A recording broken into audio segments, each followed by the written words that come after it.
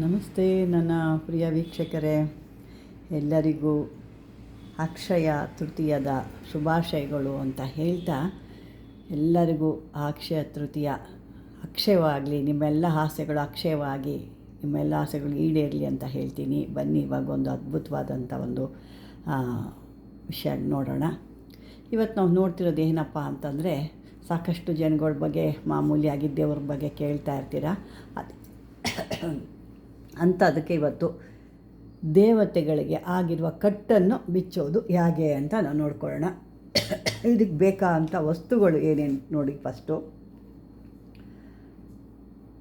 9 ಉತ್ತರಾಣಿ ಕಡ್ಡಿ ಬೇಕು, ಮತ್ತು 9 ಹುಮ್ಮತ್ತಿನ ಕಡ್ಡಿ ಬೇಕು, ಮತ್ತು 9 ಎಕ್ಕದ ಕಡ್ಡಿಗಳು ಬೇಕು. ಈ ಕಡ್ಡಿನೆಲ್ಲ ಸೇರಿಸಿ ನೀವು ಒಂದು ಕಟ್ಟು ಥರ ಕಟ್ಟಿಬಿಟ್ಟು ಅದಕ್ಕೆ ಅರಿಶಿನ ಕುಂಕುಮ ಎಲ್ಲ ಹಚ್ಚಿ, ನಂತರ ಅದನ್ನು ದೇವರ ಹತ್ರ ಇಟ್ಟು ಪೂಜೆ ಮಾಡಿ, ಅದಕ್ಕೆ ಕರ್ಪೂರ ಧೂಪ ದೀಪ ಎಲ್ಲ ಮಾಮೂಲಿಯಾಗಿ ಹಚ್ಚಿಬಿಟ್ಟು ಅದಕ್ಕೆ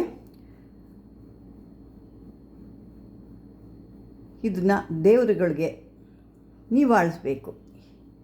ಏನೇನು 9 ಕಡ್ಡಿ, 9 ಮೂಲ 21 ಕಡ್ಡಿ ಟೋಟಲ್ ಆಗಿರಬೇಕು. ಉತ್ತರಾಣಿ ಕಡ್ಡಿ, ಹುಮ್ಮತ್ತಿ ಕಡ್ಡಿ, ಎಕ್ಕದ ಕಡ್ಡಿ. ಈ ಕಡ್ಡಿನೆಲ್ಲ ಒಂದು ಕಟ್ಟು ಥರ ಮಾಡ್ಕೊಂಡು ಇದನ್ನು ಕುಂಕುಮ ಅರಿಶಿನ ಎಲ್ಲ ಹಿಕ್ಕಿ ಇದಕ್ಕೆ ಕರ್ಪೂರ ಹಚ್ಚಿ ದೀಪ ಎಲ್ಲ ತೋರಿಸಿ ಒಂದು ನೈವೇದ್ಯ ಮಾಡಿ ದೇವರ ಹತ್ರ ಇಟ್ಟು ಪೂಜೆ ಮಾಡಬೇಕಾಗುತ್ತೆ. ಇದನ್ನೆಲ್ಲ ಆದಮೇಲೆ ಇದನ್ನೇನು ಮಾಡಬೇಕು, ಕೆಲವೊಂದು ಮಂತ್ರ ಬರುತ್ತೆ, ಆ ಮಂತ್ರ ಕೊನೆಯಲ್ಲಿ ಕೊಡ್ತೀನಿ, ಅದನ್ನು ನೋಡ್ಕೊಳ್ಳಿ. ಯಾಕೆಂದರೆ ಸಾಕಷ್ಟು ಜನ ಇದು ಹೇಳ್ತಾ ಇರ್ತೀರ, ಅಲ್ಲಿ ಮಾಡಿಸಿದ್ವಿ, ಇಲ್ಲಿ ಮಾಡಿಸಿದ್ವಿ, ಎಲ್ಲೆಲ್ಲೋ ಕೇಳ್ಕೊಂಬಂದ್ವಿ, ಯಾವುದೋ ದೇವಸ್ಥಾನದಲ್ಲಿ ಹೋಗಿ ಮಾಡ್ಕೊಂಬಂದ್ವಿ, ಮತ್ತು ಇನ್ನೂ ಎಲ್ಲೋ ಹೋಮ ಮಾಡಿಸಿದ್ವಿ ಅಂತ ಅಂದ್ಬಿಟ್ಟು. ಇನ್ನೂ ನೀವು ಬರೀ ಹೋಮ ಮಾಡಿಸೋದ್ರಿಂದ ಯಾವುದೂ ಆಗೋದಿಲ್ಲ. ಕೆಲವೊಂದು ಕಟ್ಟುಗಳಿದ್ದಾಗ ಆ ಕಟ್ಟುಗಳನ್ನ ನೀವು ಬಿಡಿಸ್ಬೇಕು. ದೇವತಾಗಳಿಗೆ ಆ ಕಟ್ಟನ್ನು ಬಿಡಿಸ್ದಾಗ ಏನಾಗುತ್ತೆ, ಆ ಕಟ್ಟುಗಳು ಹರಿಯುತ್ತೆ. ಅದು ಬಿಟ್ಟು ನೀವು ಬರೀ ಹೋಮ ಮಾಡಿದಾಗ ಏನಾಗುತ್ತೆ, ಕಟ್ಟಂಗೆ ಇರುತ್ತೆ, ಹೋಮ ಮಾತ್ರ ನಡೀತಾ ಇರುತ್ತೆ.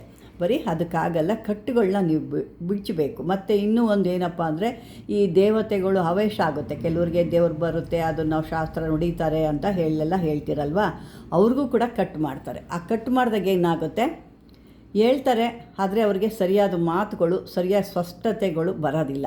ಹೇಳೋಂಥದ್ದೆಲ್ಲ ಮಾತುಗಳು ಪೊಳ್ಳಾಗ್ಬಿಡ್ತವೆ. ಅದೇ ರೀತಿ ದೇವ್ರುಗಳಿಗೂ ಕೂಡ ಹೇಳೋ ಮಾತು, ಪಾಪ ಅವ್ರು ಕೊಡೋ ಅಂಥ ಉತ್ತರ ಆಗಿರ್ಬೋದು, ಅವ್ರು ಕೊಡೋ ಅಂಥ ಒಂದು ಫಲ ಆಗಿರ್ಬೋದು, ಅಥವಾ ಒಂದು ಹೂವು ಒಂದು ಇದು ಕೇಳ್ತೀರಾ, ಅದು ಕೂಡ ಅವೆಲ್ಲ ಕೊಡ್ತಾರೆ. ಆದರೆ ಅದು ಎಲ್ಲ ಯಾವುದೂ ಸಕ್ಸಸ್ ಆಗಲ್ಲ, ಅಂದರೆ ನಿಜ ಆಗಲ್ಲ.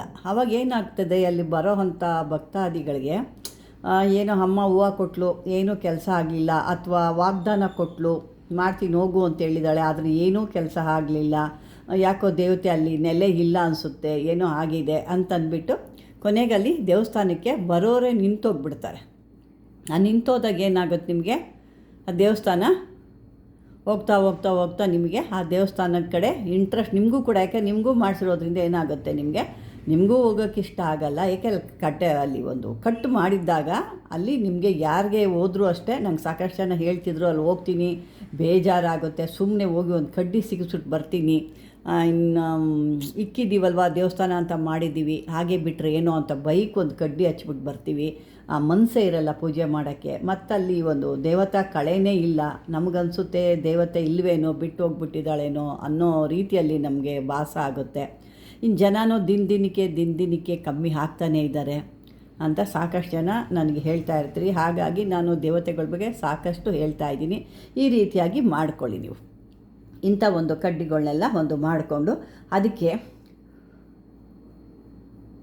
ಕರ್ಪೂರ ಹಾಕಿ ಅದನ್ನು ಈ ಪಂಜು ಥರ ಮಾಡ್ಕೊಬೇಕು. ನಾನು ಮೊದಲೇ ಹೇಳಿದೆಲ್ವ, ಒಂದು ಕಟ್ಟು ಥರ ಮಾಡ್ಕೊಂಡು ಅದಕ್ಕೆ ಅರಿಶಿನ ಕುಂಕುಮ ಎಲ್ಲ ಹಚ್ಚಿಬಿಟ್ಟು ನೀವು ಒಂದು ಕಟ್ಟು ಥರ ಮಾಡಿ, ಅದಕ್ಕೆ ಕುಂಕುಮದಲ್ಲಿ ಅರಿಶಿನ ಇದು ಬರುತ್ತೆ ನೋಡಿ, ಏನು ಕರ್ಪೂರದಲ್ಲಿ ಹಚ್ಕೋಬೇಕು. ಅದನ್ನು ಊದುಬತ್ತಿ ಥರ ಆ ಕರ್ಪೂರದಲ್ಲಿ ಅದನ್ನು ಹಚ್ಕೊಂಡು ಆ ದೇವತೆಗಳು ಏನು ದೇವಸ್ಥಾನ ಇದೆಯಲ್ವ, ಆ ದೇವಸ್ಥಾನಕ್ಕೆ ಮುಂದೆ ನಿವಾಳಿಸ್ಬೇಕು. ದೇವರಿಗೆ ತಲೆ ಸುತ್ತು ಮತ್ತು ಹುರುಟ ಸೀತ, ತಲೆ ಸುತ್ತು ಸೀತಿ ಮತ್ತು ತಲೆಯಿಂದ ಆ ದೇವರ ಕೆರಡೆ ಪಾದದ ಕೆರಡೆ ತನಕನೂ ನೀವು 3 ಬಾರಿ ಅಥವಾ 21 ಬಾರಿ ಎಲ್ಲ ಸೇರಿ 21 ಬಾರಿ ಅದನ್ನು ಇಳಿಸ್ಬಿಟ್ಟು ಇದನ್ನು ಬೆಂಕಿ ಹಚ್ಚಿಬಿಡಬೇಕು. ಅಲ್ಲೇ ಹಚ್ಚಬೇಕು, ದೇವರು ಮುಂದೆ. ಏನು ಮುಂದೆ ನೀವು ಒಂದು ಆ ಪೀಠದಿಂದ ಮುಂದೆ, ದೇವರ ಪೀಠದಿಂದ ಮುಂದೆ ನೀವೇನು ಮಾಡಬೇಕು, ಅದನ್ನು ಬೆಂಕಿ ಹಚ್ಚಬೇಕು. ಆವಾಗ ಏನಾಗುತ್ತೆ, ಅಲ್ಲಿ ಕಟ್ಟಾಗುತ್ತೆ. ಅಂದರೆ ಇದು ಒಂದೇ ಬಾರಿ ಅಲ್ಲ, ಒಂದು 5 ಅಮಾಸೆಗಳನ್ನ ಇದು ನೀವು ಇದೇ ರೀತಿ ಮಾಡಬೇಕು. ಅಮಾಸೆಗೂ ಒಂದು 5 ಅಮಾಸೆ ಈ ರೀತಿ ಮಾಡಿದಾಗ ಅದು ನಿಮಗೆ ಸ್ವಲ್ಪ ಕಟ್ಟನ್ನ ಕಮ್ಮಿ ಆಗ್ತಾ ಬರುತ್ತೆ. ಮತ್ತು ಅದೇ ರೀತಿ ತೊಗೋಬೇಕು, 3 ನಿಂಬೆಹಣ್ಣು ತೊಗೋಬೇಕು. ಅದು ಕೂಡ ದೇವರಿಗೆ ಇಳೆ ತೆಗೆದುಬಿಟ್ಟು ಕಟ್ ಮಾಡ್ತಾ ಇರಬೇಕು. ಕಟ್ ಮಾಡಬೇಕು. ಆವಾಗ ಏನಾಗುತ್ತೆ, ಇದು ನಿಮಗೆ ಸ್ವಲ್ಪವಾಗಿ ಆಗಿರೋದು ಅದು ಹೋಗ್ತಾ ಬರುತ್ತೆ. ಆಮೇಲೆ ನಂತರ ಅಲ್ಲಿ ದೇವಿ ಅಥವಾ ಹೆಣ್ಣು ದೇವರೋ ಗಂಡು ದೇವ ಅಲ್ಲಿ ಒಂದು ಹವೇಶ ಆಗ್ಲಿಕ್ಕೆ ಶುರುವಾಗುತ್ತೆ. ಮತ್ತು ನಿಮ್ಮ ಮೊದಲಿನ ರೀತಿ ಏನು ನಡೀತಿತ್ತು, ಯಾವ ರೀತಿ ಆಗ್ತಿತ್ತು ಅನ್ನೋದು ಕೂಡ ನಡೆಯುತ್ತೆ. ಇದು ಮಂತ್ರ ಕೂಡ ಇದಕ್ಕೆ ಬರುತ್ತೆ. ಮಂತ್ರ ನಾನು ಕೇಳಿಸ್ಕೊಳ್ಳಿ. ಭದ್ರಕಾಳಿ, ಇಂದ್ರಕಾಳಿ, ಬ್ರಹ್ಮಕಾಳಿ, ವಜ್ರಕಾಳಿ, ಅವೇಶ ಕುರುಕುರು ಸ್ವಹ ಶೀಘ್ರಂ ಅಂತ ಬರುತ್ತೆ. ಇದನ್ನು ಈ ರೀತಿ ಹೇಳ್ಕೊಂಡು ನೀವು ಕಟ್ಟು ಬಿಚ್ಚಬೇಕಾದ್ರೆ ಆ ದೇವಿಗೆ ಕಟ್ಟು ಪಟ್ಟಂತ ಒಡೆದೋಗ್ಲಿ, ಯಾರೇ ಮಾಡಿರೋಂಥ ಕಟ್ಟು ಪಟ್ಟಂತ ಒಡೆದೋಗ್ಲಿ ಅಂತ ಹೇಳ್ತಾ ಇದು ಮಾಡಿದಾಗ ನಿಮಗೆ ಒಂದು ಅಭಿವೃದ್ಧಿ ಅನ್ನೋದಾಗುತ್ತೆ. ಮತ್ತು ಅಲ್ಲಿರುವಂಥ ಯಾವುದೇ ಒಂದು ದುಷ್ಟ ಶಕ್ತಿಗಳಿರ್ಬೋದು, ಯಾವರೇ ಮಾಡಿರೋಂಥ ಮಂತ್ರದ ಕಟ್ಟಾಗಿರ್ಬೋದು, ಎಲ್ಲರೂ ಮಾಡೋದು ಮಂತ್ರದಿಂದನೇ ಕಟ್ ಮಾಡೋ ಅಂಥದ್ದು. ಆ ಮಂತ್ರದಿಂದ ಕಟ್ಟಾಗಿದಾಗ ಅಲ್ಲಿ ದೇವಿ ಕಟ್ಟಾಗಿರ್ತಾಳೆ. ಇದು ನೀವೇನು ಮಾಡ್ತೀವಿ. ಇನ್ನೂ ಒಂದು ವಿಷಯ ಹೇಳಬೇಕಿಲ್ಲಿ, ಆದರೆ ಬರೀ ನೀವು ಹೋಮ ಹವನ ಮಾಡೋದ್ರಿಂದ ಅದು ಎಷ್ಟು ವರ್ಷ ಆಗಿರುತ್ತೆ ಅನ್ನೋ ಒಂದು ಕಳಹೋಮ ಅಂತ ಮಾಡಿಸಿ. ಆ ಕಳಹೋಮ ಅಂತ ಮಾಡಿಸಿದಾಗ ಆ ದೇವ್ಲಿ ಇರೋ ಅಂಥದ್ದು ಯಾವುದೇ ದುಷ್ಟಶಕ್ತಿಗಳು ಕೂಡ ಹೋಗಿ ಒಳ್ಳೆ ಮುಖದಲ್ಲಿ ಕಳೆ ಬರುತ್ತೆ. ಮತ್ತು ಅಲ್ಲಿ ಒಳ್ಳೆ ಒಂದು ರೀತಿ ನಡೆಯುತ್ತೆ. ಇದು ಸಾಕಷ್ಟು ಜನಕ್ಕೆ ಗೊತ್ತಿಲ್ಲ. ಬರೀ ಪೂಜೆ ಮಾಡ್ತೀರಾ, ಹೋಮಗಳು, ಚಂಡಿ ಹೋಮ ಮಾಡಿಸ್ತಾ, ಆ ಹೋಮ ಈ ಹೋಮ ಏನೇನೋ ಹೋಮ ಮಾಡಿಸ್ತೀರ. ದೇವಿಗೆ ವರ್ಷಕ್ಕೊಂದ್ಸರಿ ಅಥವಾ 2 ವರ್ಷಕ್ಕೊಂದ್ಸರಿ ನೀವು ಕಳಹೋಮ ಅಂತ ಮಾಡಬೇಕು. ಆ ಕಳಹೋಮ ಅಂತ ಮಾಡಿದಾಗ ನಿಮಗೆ ಆ ದೇವಿಲಿ ಆ ಇದ್ದಂಥ ಕಟ್ ಮಾಡಿದಂಥ ಶಕ್ತಿಗಳು ಹೋಗಿ ಒಳ್ಳೆ ಕಳೆ ಅನ್ನೋದು ಬರುತ್ತೆ. ಇರಲಿ, ಈಗ ನಾವು ಇನ್ನೂ ಸಾಕಷ್ಟು ಒಂದು ಮಂತ್ರಗಳು ನಿಮಗೆ ನಾನು ಹೇಳೋದಿದೆ. ಈಗ ನೋಡಿ, ನಾನು ಈ ಒಂದು ಕೆಲವರು ರಾಜಕೀಯದಲ್ಲಿದ್ದಾರೆ, ಕೆಲವರು ಒಂದು ಸಿನಿಮಾ ರಂಗಕ್ಕೆ ಹೋಗಬೇಕು ಅಂತೀರ, ರಾಜಕೀಯದಲ್ಲಿರೋರು ಇರ್ತಾರೆ, ನಾನು ಯಾವುದೋ ಒಂದು ಉನ್ನತ ಸ್ಥಾನಕ್ಕೆ ಹೋಗಬೇಕು, ಅಲ್ಲಿ ಸಾಕಷ್ಟು ಜನಗಳ ಗೊಂದಲ ಇದೆ, ನನಗೆ ಆ ರೀತಿ ಆಗೋದಕ್ಕಿಂತ ನನಗೆಲ್ಲರೂ ನಾನು ಹೇಳೋ ರೀತಿ ಮಾತು ಕೇಳಬೇಕು, ನನ್ನ ಒಂದು ಅಧಿಕಾರಿ ನಾನು ಹೇಳಿದ ಮಾತು ಕೇಳಬೇಕು ಅನ್ನೋದು ಎಲ್ಲರಿಗೂ ಇದ್ದೇ ಇರುತ್ತೆ. ಯಾರಿಗೂ ಆಸೆ ಇಲ್ಲ ಹೇಳಿ, ಅಧಿಕಾರಿ ನೀವು ಹೇಳ್ದಂಗೆ ಕೇಳಬೇಕು ಅನ್ನೋದು ಆ ಥರ ಆಸೆ ಇರುತ್ತೆ. ಮತ್ತು ಸಿನಿಮಾ ರಂಗದಲ್ಲಿ ನಾನು ಚೆನ್ನಾಗಿ ಒಂದು ಹ್ಯಾಕ್ಟ್ ಮಾಡಿ ಅದರಿಂದ ನಾನು ಒಂದು ಒಳ್ಳೆಯ ಹೆಸರು ತೊಗೋಬೇಕು, ಒಳ್ಳೆ ಹಣ ಕೂಡ ಮಾಡಬೇಕು ಅನ್ನೋದಿರುತ್ತೆ. ಅದೇ ರೀತಿ ಕೆಲವರು ವಿದೇಶಕ್ಕೆ ಹೋಗಬೇಕು, ವಿದೇಶದಲ್ಲಿ ಹೋಗಿ ನಾನು ಅಲ್ಲಿ ಒಂದು ಇಂಪ್ರೂವ್ಮೆಂಟ್ ಆಗಿ ಒಳ್ಳೆ ಹಣ ದುಡಿಬೇಕು ಅನ್ನೋದು ಕೂಡ ಇನ್ನೂ ಸಾಕಷ್ಟು ಜನಕ್ಕಿರುತ್ತೆ. ಎಷ್ಟೋ ವರ್ಷದಿಂದ ಇದನ್ನು ಪ್ರಯತ್ನ ಮಾಡ್ತಾ ಇರ್ತೀರಾ, ಯಾರಿಗೂ ಅದು ಸಾಧ್ಯ ಆಗ್ತಾ ಇರೋದಿಲ್ಲ. ಇದನ್ನು ನಾನೀಗ 38 ಮೂಲಿಕೆಗಳಿಂದ ತಯಾರು ಮಾಡಿದ್ದೀನಿ. ಯಾಕೆಂದರೆ ಇವತ್ತು ಅಕ್ಷಯ ತೃತೀಯ ಪೂರ್ತಿ ಸಿಕ್ಕಿರೋದ್ರಿಂದ ಅದನ್ನು ಅಷ್ಟು ತಯಾರು ಮಾಡಿದ್ದೀನಿ. ಅದನ್ನು ನೀವು ಹಣೆಗೆ ಹಚ್ಕೊಂಡು ಹೋದಾಗ ನಿಮಗೆ ಆ ವ್ಯಕ್ತಿಗಳು, ಆ ರಾಜಕೀಯ ವ್ಯಕ್ತಿ ಇರ್ಬೋದು, ಆ ಸಿನಿಮಾ ರಂಗದವ್ರು ಇರ್ಬೋದು, ಅಥವಾ ಬೇರೆ ಬೇರೆ ಒಂದು ವಿದೇಶಕ್ಕೆ ಹೋಗಬೇಕು ಅನ್ನೋರು ಇರಬೇಕು, ಅದು ಎಲ್ಲ ನಿಮಗೇನೋ ಸಕ್ಸಸ್ ಆಗ್ತಾಯಿಲ್ಲ, ಅಡೆತಡೆ ಆಗ್ತಿದೆ. ಈಗ ಎಲ್ಲೋ ಒಂದು ಚಾನ್ಸ್ ಕೇಳ್ಕೊಂಡು ಹೋಗ್ತೀವಿ, ಅವರು ಕೂಡ ನಾಳೆ ಬನ್ನಿ ಅಂತ ಹೇಳ್ತಾರೆ. ಸಿನಿಮಾ ರಂಗದಲ್ಲಿ ಕೂಡ ಅವರು ಅದೇ ರೀತಿ ಇಂಥದ್ದನ್ನ ಹಣೆಗೆ ಇಟ್ಕೊಂಡು ಹೋದಾಗ ನಿಮ್ಮ ಕೆಲಸಗಳು ಸಾಂಗವಾಗಿ ನಡೆಯುತ್ತೆ. ವೀಕ್ಷಕರೇ, ಈ ಒಂದು ವಿಡಿಯೋ ನಿಮಗೆ ಇಷ್ಟವಾದರೆ ಲೈಕ್ ಮಾಡಿ, ಶೇರ್ ಮಾಡಿ. ಯಾಕೆ ನಿಮಗಾಗಿ ನಾನು ಇಷ್ಟೊಂದು ಕಷ್ಟಪಟ್ಟು ಪ್ರತಿಯೊಂದು ಒಳ್ಳೊಳ್ಳೆದನ್ನ ನಾನು ತರ್ತಾ ಇದ್ದೀನಿ. ಯಾಕೆಂದರೆ ಬೇರೆಯವ್ರ ರೀತಿ ಬೇರೆಯವರು ಮಾಡಿರೋದು ನೋಡಿ ನಾನು ಮಾಡೋಕ್ಕೆ ನನಗೆ ಇಷ್ಟ ಇಲ್ಲ.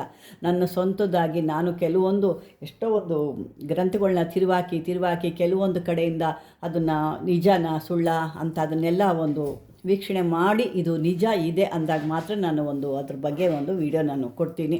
ಅಲ್ಲಿವರೆಗೂ ನನಗೆ ಎಷ್ಟೋ ಇದ್ದರೂ ನಾನು ಮಾಡಲ್ಲ. ಯಾಕೆಂದರೆ ನನಗೆ ಅದು ವಿಷಯ ಗೊತ್ತಿಲ್ಲದಾಗ ನಿಮಗೆ ನಾನು ಕುರುಡು ಪಾಠ ಹೇಳೋಕ್ಕೆ ನನಗೆ ಇಷ್ಟ ಆಗಲ್ಲ. ಇದು ನಿಮ್ಗೆ ಇಷ್ಟವಾದರೆ ಲೈಕ್ ಮಾಡಿ, ಶೇರ್ ಮಾಡಿ, ಸಬ್ಸ್ಕ್ರೈಬರ್ ಮಾಡ್ಕೊಳ್ಳಿ ಅಂತ ಹೇಳ್ತಾ, ಯಾವುದೇ ಇದ್ರ ಬಗ್ಗೆ ವಿಷಯ ಇದ್ದರೆ ಕಾಮೆಂಟಲ್ಲಿ ಹಾಕಿ. ಇದುವರೆಗೂ ನೋಡಿ ಧನ್ಯವಾದಗಳು ವೀಕ್ಷಕರೇ.